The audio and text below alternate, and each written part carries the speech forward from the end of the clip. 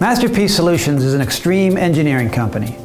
Drew Cohen, the CEO of Masterpeace, has on his shoulders the responsibility of building an engineering services group, a solutions group, as well as a product group in the tech cybersecurity market. Today, on Next Generation Leaders, we're going to talk to Drew about his vision of the future and how he and his team of Next Generation Leaders can break through that ever-challenging cybersecurity market.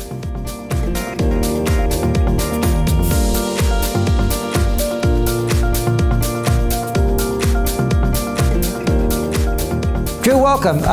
Tell us about Masterpeace Solutions. What do you guys do? Who do you serve? And what marketplace are you in?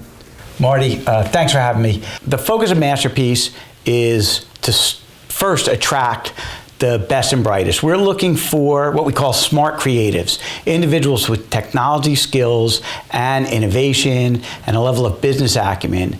And we typically get those individuals involved in government problems where they're looking at some of the latest technology, the latest threats, and then we give them an innovation platform to create solutions and products that can translate to commercial market. So, a huge expanding market, I would imagine. Tell me how some of the leadership concepts that you've developed over the years as a business leader, how does that fit into how you lead an organization which is in such a large market? Yeah, I mean, so when I think about leadership, I think of a couple of things. One is the ability to connect the dots and create a vision, and then rally people around that to accomplish a mission and accomplish something meaningful, right? When I think about building leaders, I think about three different parts. One is understanding the organization you want to be, right? So it's a future forward look. Yeah. Understanding the traits and the attributes you want those positions and people to have, and then understanding how to develop the people you have to grow into those kinds of roles. So that connecting of the dots, that's basically beginning to paint a picture of them, for them, of what the current and future situation look like? Sure, I think it's a captivating space. Yeah. There's everything from advanced technology to global intrigue to, fun new things that you can do with all kinds of gizmos and widgets. And so it really brings, kind of multiple interests together. And then there's a global market to serve, in addition to the federal government. So it really needs to run full spectrum. So there's a sort of a product component to the company. There's a solutions component, which is probably solving a customer's problem. And then there's just sort of engineering. Is that sort of the third piece? Or how do you break up the company? Yeah, so we start with engineering services primarily focused at government clients, basically because that's what the government is most looking to acquire.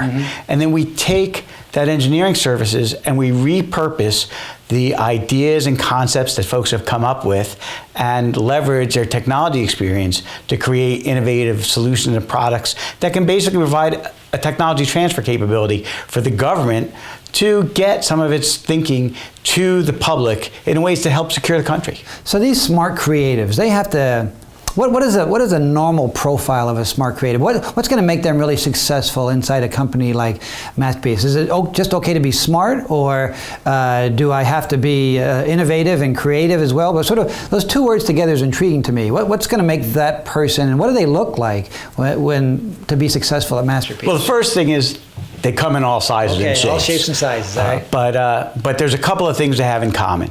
So one thing is highly versed in technology, right? Hands-on engineers, software developers, double E's, but they understand the trends that are affecting all of us in the world today, from the proliferation of multiple different form factors of computing, from PCs to your phone, to your tablet, to your car, to your light bulb, all connected, always on, with all the world's information moving online, and cloud computing allowing supercomputers available on demand, anytime, anywhere. And that's now available to everyone. And so you want people who know enough about technology to harness that. But then you want them to be innovative. You want them to have new ideas, recombinant ideas, taking a little bit of that, a little bit of this, and creating something that hasn't been done before. And then having the business sense to understand that those technology trends are enabling business disruption. New ideas to get in a marketplace fast, right? Disrupting, good examples like Uber disrupting the taxi cabs. You would think that that's not an easily disruptable business, but yet it was. Yeah. And in fact, what we know is these technology trends are letting smart creatives work in small teams.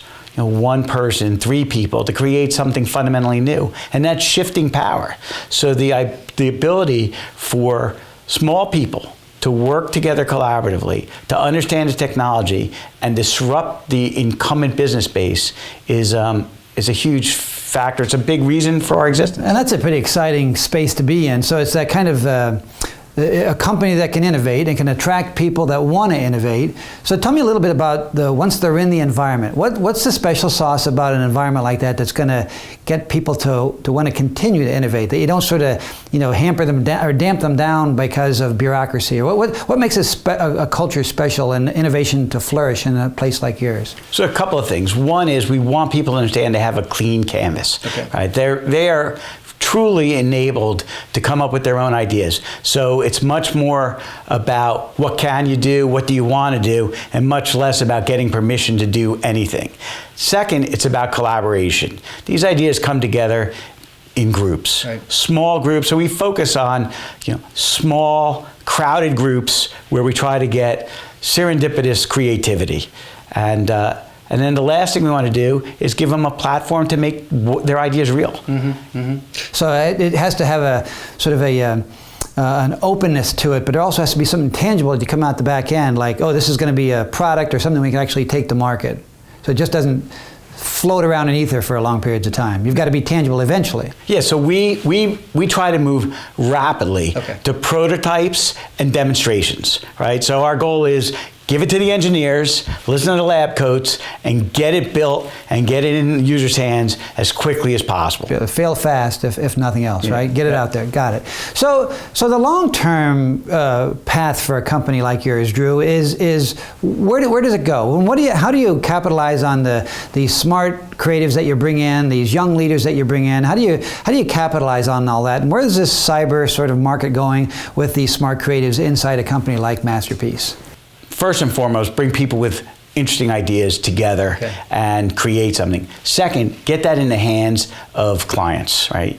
If you're not talking to people who need your ideas, chances are those ideas might not be that good. And then third, we're seeing a tremendous appetite for capital, investment capital, to come into the market to take advantage of these great ideas. And that opens the door for wonderful things, especially in this world where you don't need tremendous capital expense and capital investment to get something off the ground. You can literally go from nothing to a deployable product in 90 days or 6 months. And so that's really exciting, some of our guys. So talk about how you're going to develop those next generation leaders. How are you going to expand the current staff you have or grow that current staff? What are your plans for that? So our starting point is actually the growth platform for the company itself. We look at the kinds of leaders we will need. What are the roles? What are the positions? Then we drive that down into, okay, if those are going to be the positions, what are the skills? What are the attributes we're going to need from those people?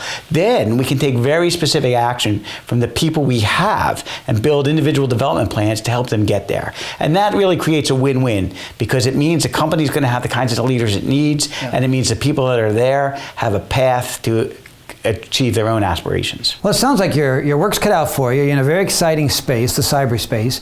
You had a very creative and innovative platform, Masterpeace, with product services and engineering services to go along with that. Sounds like you're the right guy for the job, given your background and some of the technology and business development leadership you've done. So congratulations, and I look forward to seeing the next version of Masterpeace. Thanks, Marty. Well, hopefully we'll be reading all about it. Yeah, indeed. A company filled with smart creatives, living in a cybersecurity market and offering engineering services, solutions, and products takes leadership. Leadership at the top and leadership throughout the organization.